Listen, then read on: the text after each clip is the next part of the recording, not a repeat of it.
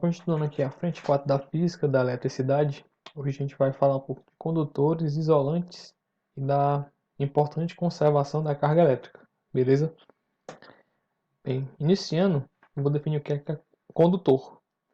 Condutores são materiais, né, em que os elétrons possuem liberdade para se movimentar. O exemplo mais claro que a gente tem de condutores são os metais. Por exemplo, você tem um metal, digamos um cobre ou um alumínio, e aí você aplica um campo elétrico nesse material. Os elétrons que estão dentro desse material vão ter a liberdade de se mover por ele ser condutor. E com isso a gente consegue transferir energia elétrica de um ponto para o outro. Tá? Basicamente o condutor é isso, você consegue transferir energia elétrica, né? Ele tem a baixa resistência, e aí você consegue fazer com que os seus elétrons se movimentem através desse material, que é o material chamado condutor. Tá? E o isolante é o contrário do condutor. O isolante vai ser aquele material em que o elétron não tem a liberdade para se movimentar. Tá? Basicamente o contrário, ele tem uma alta resistência. E o melhor exemplo que eu posso dar para vocês é o exemplo do fio da nossa casa, né? Da nossa residência. Aqui tem um exemplo, você tem aqui a parte dele de cobre, né? Onde tem o fio em si, e o isolante. Tá? A parte de cobre é um metal, ele é o condutor, a energia está passando por aqui. Né? Aqui você tem a liberdade de movimentação dos elétrons. Tanto é que se você pegar aqui, você vai levar um choque, porque tem elétron, tem corrente elétrica. Já que a parte isolante, né, que é a parte da capinha do fio, ele é um isolante, né? O elétron não vai conseguir passar com facilidade por esse fio, tá? E isso aqui, de forma básica, é o isolante. E exemplo de isolante, né, a gente tem a borracha e o vidro, certo? E também, além disso, você pode ver aqui nessa figura aqui abaixo à direita, que a gente tem um isolante de cerâmica, que é aqueles utilizados em transmissão. Se você estiver na rua, pode observar que no poste, né, quando você estiver botando um fio de um lado para o outro, né, vão existir vários desses isolantes de cerâmicas aqui para fazer com que o fio não encoste no poste e não vaze, né, entre aspas, essa corrente elétrica através do poste. Tá? Ele tem uma alta resistência, é um isolante, e aí os elétrons dele não se movimentam com facilidade, tá? E aí o elétron fica só no fiozinho. Já o aterramento, ele é basicamente o caminho do material até a terra, né, o aterramento. Tá? Basicamente isso. E o aterramento ele é ideal que seja realizado com condutores. Tá? Quando a gente fala de aterramento, por exemplo, na nossa casa, a gente está dizendo que aquele fio de aterramento ele vai ter a função de conduzir os elétrons que estão, sei lá, em superfície de materiais ou então lá na tomada para terra, né? Para quê? Para que você não leve um choque por exemplo, numa geladeira.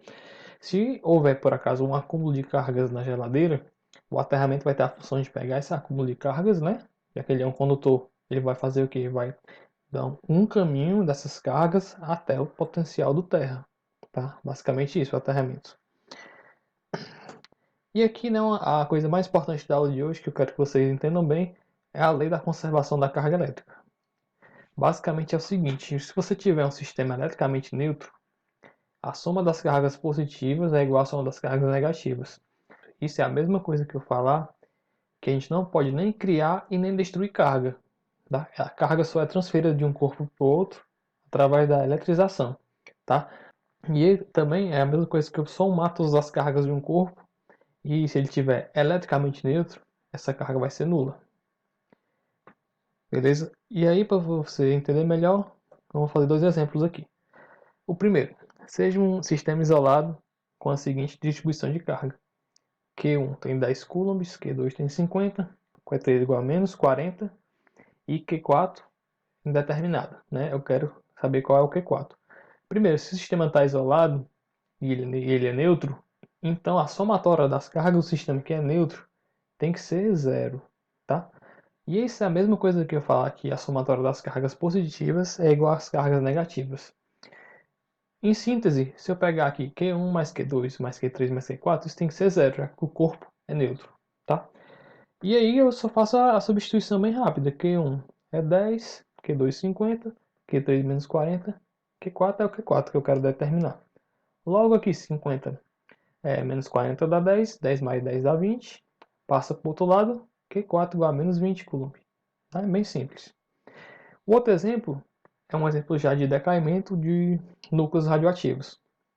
Nesse exemplo aqui eu tenho um urânio que está decaindo no núcleo de hélio, né, que é a partícula alfa, mais esse aqui que é o tório, tá? Para situar vocês, esse númerozinho aqui que está acima, esse aqui é chamado a massa atômica, tá? Aqui o urânio aqui, o urânio 238, o hélio tem 4 e o tório 231. Já o número abaixo é o número que vai interessar a gente aqui nessa questão. Porque isso aqui é o número atômico e é a quantidade de prótons que o nosso núcleo radioativo vai ter, né? No caso aqui, o urânio tem 92, o hélio tem 2 e o tório tem X, né? Aí eu peço para você determinar esse X. Basicamente, a gente vai utilizar a conservação da carga. Por quê?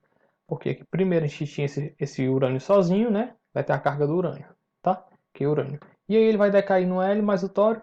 Como a carga é conservada, a carga desse cara aqui tem que ser igual à carga do hélio mais a carga do tório, né? E perceba que por carga eu chamo aqui o número atômico, que é a quantidade de prótons, tá? E a unidade de carga vai ser esse U que eu estou chamando.